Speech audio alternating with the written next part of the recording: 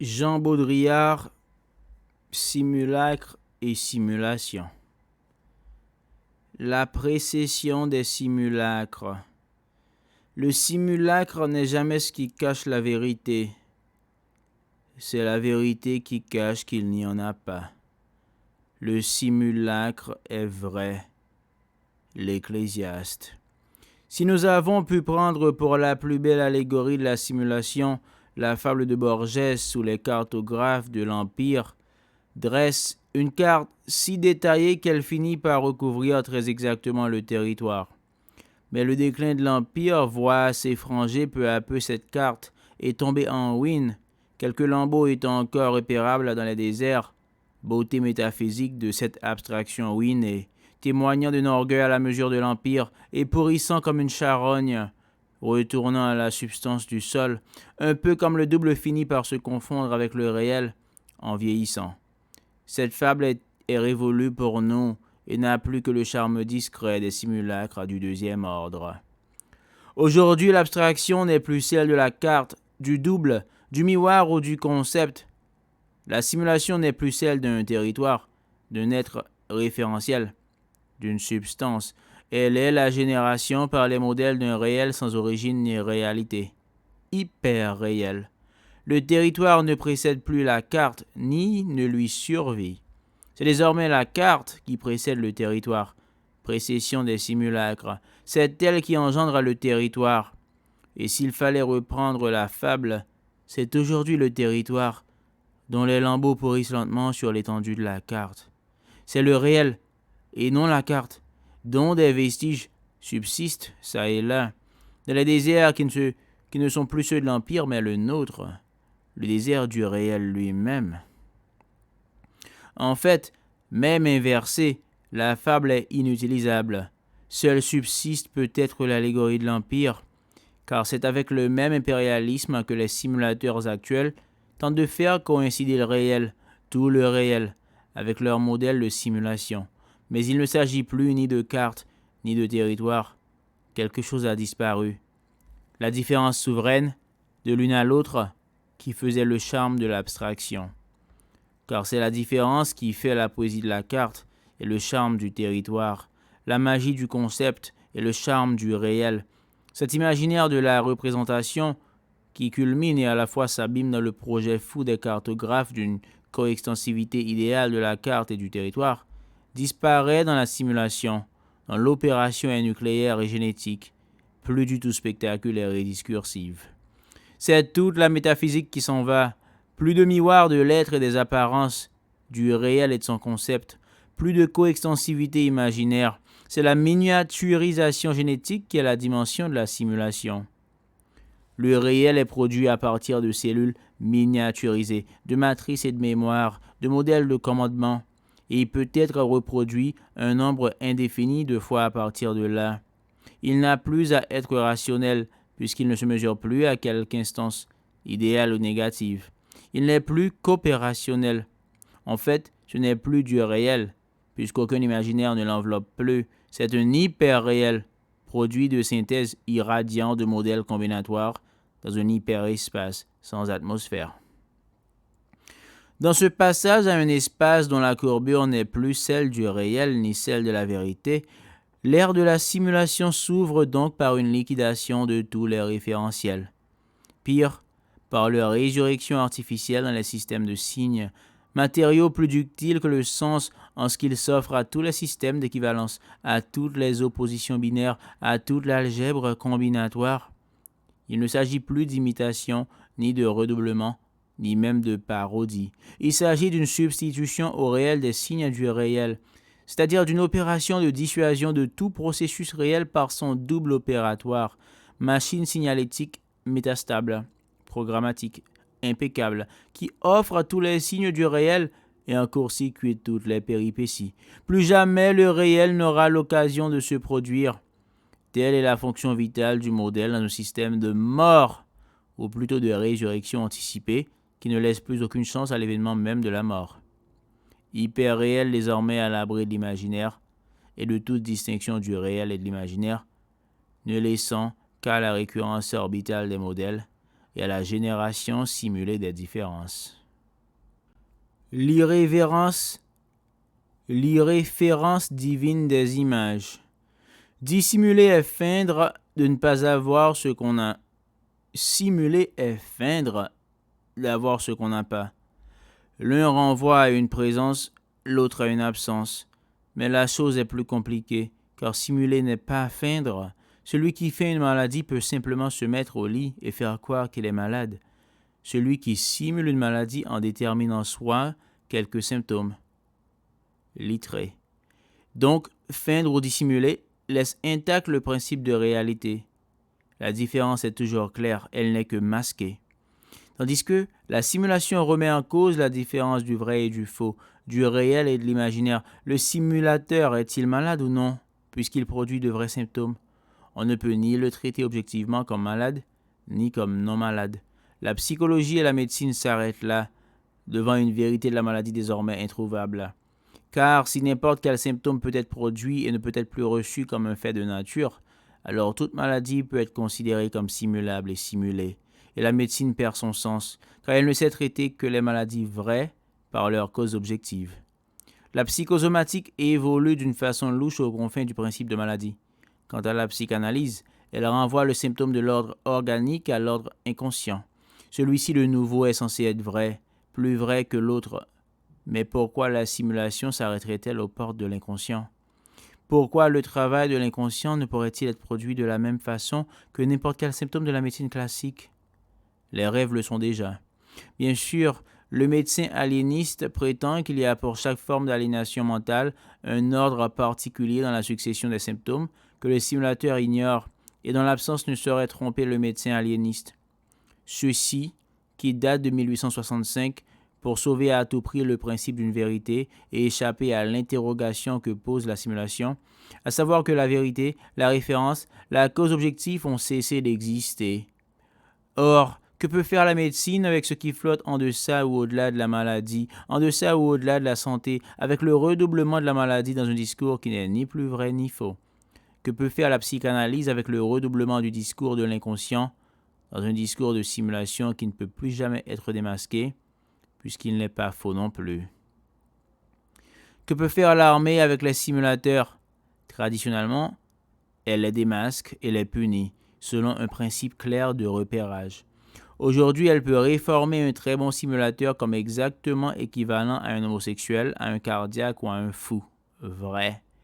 Même la psychologie militaire recule devant les clartés cartésiennes et hésite à faire la distinction du faux et du vrai, du symptôme produit et du symptôme authentique. S'il joue si bien au fou, c'est qu'il l'est. Et elle n'a pas tort. Dans ce sens, tous les fous simulent, et cette indistinction est la pire des subversions. C'est contre elle que la raison classique s'est armée de toutes ces catégories. Mais c'est elle aujourd'hui qui de nouveau les déborde et submerge le principe de vérité.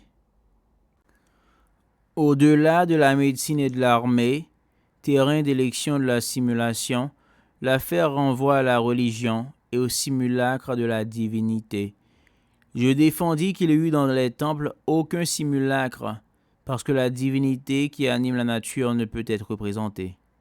Justement, elle le peut, mais que devient-elle lorsqu'elle se divulgue en icône, lorsqu'elle se démultiplie en simulacre? Demeure-t-elle l'instance suprême qui simplement s'incarne dans les images en une théologie visible? Ou bien se volatilise-t-elle dans les simulacres qui, seuls, déploient leur face et leur puissance de fascination? La machinerie visible des icônes se substituant à l'idée pure et intelligible de Dieu, c'est bien ce dont avaient peur les iconoclastes, dont la querelle millénaire est encore la nôtre aujourd'hui. C'est bien parce qu'ils pressentaient cette toute-puissance des simulacres, cette faculté qu'ils ont d'effacer Dieu de la conscience des hommes, et cette vérité qui laisse entrevoir, destructrice, anéantissante, qu'au fond Dieu n'a jamais été, qu'il n'en a jamais existé que le simulacre, voire que Dieu lui-même n'a jamais été que son propre simulacre. De là venait leur rage à détruire les images. S'ils avaient pu croire que celles-ci ne faisaient qu'occulter ou masquer l'idée platonicienne de Dieu, il n'y avait pas de quoi les détruire. On peut vivre de l'idée d'une vérité altérée. Mais leur désespoir métaphysique venait de l'idée que les images ne cachaient rien du tout, et qu'elles étaient en somme non pas des images, telles qu'en elles-mêmes le modèle original les change, mais bien des simulacres parfaits, rayonnant pour toujours de leur fascination propre. Or, il faut conjurer à tout prix cette mort du référentiel divin. On voit que les iconoclastes, qu'on accuse de mépriser et de nier les images, étaient ceux qui leur accordaient leur juste prix, au contraire des iconolâtres qui n'y voyaient que reflet et se contentaient de vénérer Dieu en filigrane. Mais on peut dire à l'inverse que les iconolâtres furent les esprits les plus modernes, les plus aventureux, puisque, sous couleur d'une transparition de Dieu dans le miroir des images, ils jouaient déjà sa mort et sa disparition dans l'épiphanie de ses représentations, dont ils savaient peut-être qu'elles ne représentaient plus rien, qu'elles étaient un jeu pur, mais que c'était précisément là le grand jeu, sachant aussi qu'il est dangereux de démasquer les images, puisqu'elles dissimulent qu'il n'y a rien derrière. Ainsi feront les jésuites qui fonderont leur politique sur la disparition virtuelle de Dieu et sur la manipulation mondaine et spectaculaire des consciences. Évanescence de Dieu dans l'épiphanie du pouvoir, fin de la transcendance qui ne sert plus que d'alibi à une stratégie tout à fait libre des influences et des signes. Derrière le baroque des images se cache l'éminence grise de la politique. Ainsi, l'enjeu aura toujours été la puissance meurtrière des images, meurtrière du réel, meurtrière de leur propre modèle, comme les icônes de Byzance pouvaient l'être de l'identité divine. À cette puissance meurtrière s'oppose celle des représentations comme puissance dialectique, médiation visible et intelligible du réel.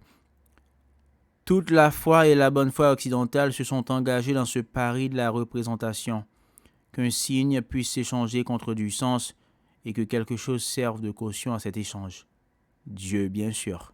Mais si Dieu lui-même peut être simulé, c'est-à-dire se réduire aux signes qui en font froid, alors tout le système passe en apesanteur. Il n'est plus lui-même qu'un gigantesque simulacre. Non pas irréel, mais simulacre, c'est-à-dire ne s'échangeant plus jamais contre du réel, mais s'échangeant lui-même dans un circuit ininterrompu, dont ni la référence ni la circonférence ne sont nulle part. Telle est la simulation, en ce qu'elle s'oppose à la représentation. Celle-ci part du principe d'équivalence du signe et du réel. Même si cette équivalence est utopique, c'est un axiome fondamental. La simulation part à l'inverse de l'utopie du principe d'équivalence, part de la négation radicale du signe comme valeur, part du signe comme réversion et mise à mort de toute référence. Alors que la représentation tente d'absorber la simulation en l'interprétant comme fausse représentation. La simulation enveloppe tout l'édifice de la représentation lui-même comme simulacre. Telles seraient les phases successives de l'image. Elle est le reflet d'une réalité profonde. Elle masque et dénature une réalité profonde. Elle masque l'absence de réalité profonde. Elle est sans rapport à quelque réalité que ce soit. Elle est son propre simulacre pur. Dans le premier cas, l'image est une bonne apparence. La représentation est de l'ordre du sacrement. Dans le second, elle est une mauvaise apparence, de l'ordre du maléfice. Dans le troisième, elle joue à être une apparence. Elle est de l'ordre du sortilège. Dans le quatrième, elle n'est plus du tout de l'ordre de l'apparence, mais de la simulation. Le passage des signes qui dissimulent quelque chose aux signes qui dissimulent qu'il n'y a rien marque le tournant décisif. Les premiers renvoient à une théologie de la vérité et du secret, dont fait encore partie l'idéologie. Les seconds inaugurent l'ère des simulacres et de la simulation, où il n'y a plus que Dieu pour reconnaître les siens, plus de jugement dernier pour séparer le faux du vrai, le réel de sa résurrection artificielle, car tout est déjà mort et ressuscité d'avance. Lorsque le réel n'est plus ce qu'il était, la nostalgie prend tout son sens. Surenchère des mythes d'origine et des signes de réalité, surenchère de vérité, d'objectivité et d'authenticité seconde. Escalade du vrai, du vécu, résurrection du figuratif, là où l'objet et la substance ont disparu. Production affolée de réel et de référentiel, parallèle et supérieure à l'affolement de la production matérielle. Telle apparaît la simulation dans la phase qui nous concerne. une stratégie du réel, de néo-réel et d'hyper-réel, que double partout une stratégie de dissuasion. L'ethnologie a frôlé sa mort paradoxale le jour de 1971, où le gouvernement des Philippines décida de rendre à leur primitivité, hors d'atteinte des colons, des touristes et des ethnologues, les quelques dizaines de Tassadai qu'on venait de découvrir au fond de la jungle, où ils avaient vécu pendant 8 siècles sans contact avec le reste de l'espèce. Ceci à l'initiative des anthropologues eux-mêmes, qui voyaient à leur contact les indigènes se décomposer immédiatement, comme une momie à l'air libre. Pour que vive l'ethnologie, il faut que meure son objet, lequel se venge en mourant d'avoir été découvert et défie par sa mort la science qui veut le saisir. Toute science ne vit-elle pas sur ce glacis paradoxal auquel l'avoue l'évanescence de son objet dans son appréhension même et la réversion impitoyable qu'exerce sur elle cet objet mort? Tel Orphée, elle se retourne toujours trop tôt, et tel Eurydice, son objet retombe aux enfers. C'est contre cet enfer du paradoxe que les ethnologues ont voulu se prémunir en refermant le cordon de sécurité de la forêt vierge autour des Tassadai. Personne n'y touchera plus. Le gisement se referme comme une mine. La science y perd un capital précieux, mais l'objet sera sauf, perdu pour elle mais intact dans sa virginité. Il ne s'agit pas d'un sacrifice. La science ne se sacrifie jamais. Elle est toujours meurtrière, mais du sacrifice simulé de son objet afin de sauver son principe de réalité. Le Tassadai congelé dans son essence naturelle va lui servir d'alibi parfait, de caution éternelle. Ici commence une anti-ethnologie qui n'en finira plus et dont Jolin, Castaneda, Clastres sont des témoignages variés. De toute façon, l'évolution logique d'une science est de s'éloigner toujours davantage de son objet, jusqu'à se passer de lui. Son autonomie n'en est que plus fantastique. Elle atteint sa forme pure. L'Indien ainsi renvoyé au ghetto, dans le cercueil de verre de la forêt vierge, redevient le modèle de simulation de tous les Indiens possibles d'avant l'ethnologie. Celle-ci se donne ainsi le luxe de s'incarner au-delà d'elle-même, dans la réalité brute de ces Indiens tout entiers réinventés par elle. Des sauvages qui doivent à l'ethnologie d'être encore des sauvages. Quel retournement, quel triomphe pour cette science qui semblait vouée à les détruire. Bien sûr, ces sauvages-là sont posthumes. Gelés, cryogénisés, stérilisés, protégés à mort. Ils sont devenus des simulacres référentiels. Et la science elle-même est devenue simulation pure. Même chose au Creusot, dans le cadre du musée éclaté où on a muséifié, sur place comme témoins historiques de leur époque, des quartiers ouvriers entiers, des zones métallurgiques vivantes, une culture tout entière, hommes, femmes, enfants compris, gestes, langage, usages compris, fossilisés vivants comme dans une prise de vue. Le musée, au lieu d'être circonscrit comme lieu géométrique, est partout désormais comme une dimension de la vie. Ainsi, l'ethnologie, au lieu de se circonscrire comme une science objective, va désormais, libérée de son objet, se généraliser à toute chose vivante et se faire invisible comme une quatrième dimension partout présente, celle du simulacre.